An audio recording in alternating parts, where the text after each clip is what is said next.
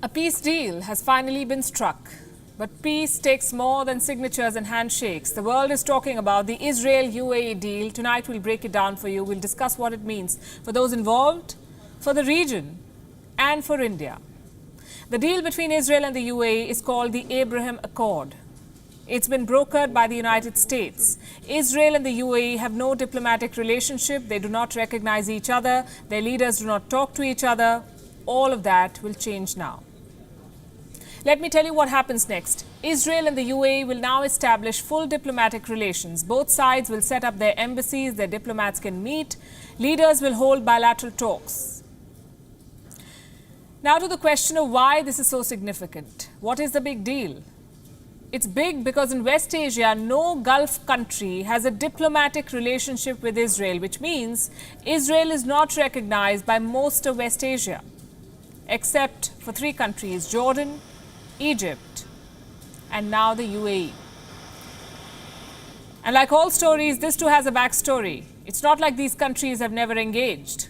All activities that used to happen behind the scenes will now happen in public view. That is the difference, and it's a big difference. Security cooperation can be made public. Israeli companies can now open offices in the UAE. Israeli passports will now be recognized on the borders of the UAE. In the coming weeks, delegations from both sides will meet. They will sign several bilateral deals covering pretty much everything under the sun: investment, tourism, direct flights, technology, communication, you name it. So what is the United States doing here?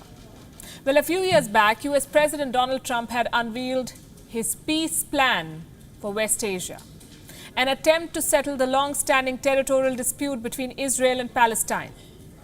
Trump's plans heavily favor Israel. One of the major sticking points is the ownership of West Bank. It's a chunk of land that lies towards the west of River Jordan, hence the name West Bank. Now, Israel and Palestine both stake claim over this piece of land. But West Bank has been occupied by Israel since 1967. Donald Trump's plan allots different territories of the West Bank to Israel. But that agreement has not gone anywhere. So some time back, Israeli Prime Minister Benjamin Netanyahu decided to annex these territories, take them. After yesterday's announcement, Netanyahu has put these plans on hold, at least for now. And that is the single biggest takeaway from this deal. Israel and the UAE have established diplomatic ties, and a potential flare-up has been avoided. With less than 90 days left for the US election, Donald Trump is taking a victory lap.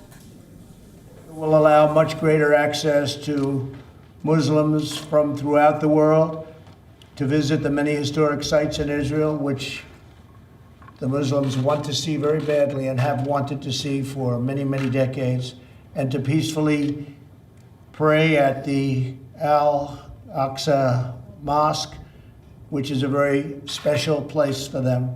I want to thank the leaders of Israel and the UAE for their courage and for their leadership to forge this tremendous agreement. It will be known as the Abraham Accord. In Israel, Prime Minister Benjamin Netanyahu is taking a victory lap too.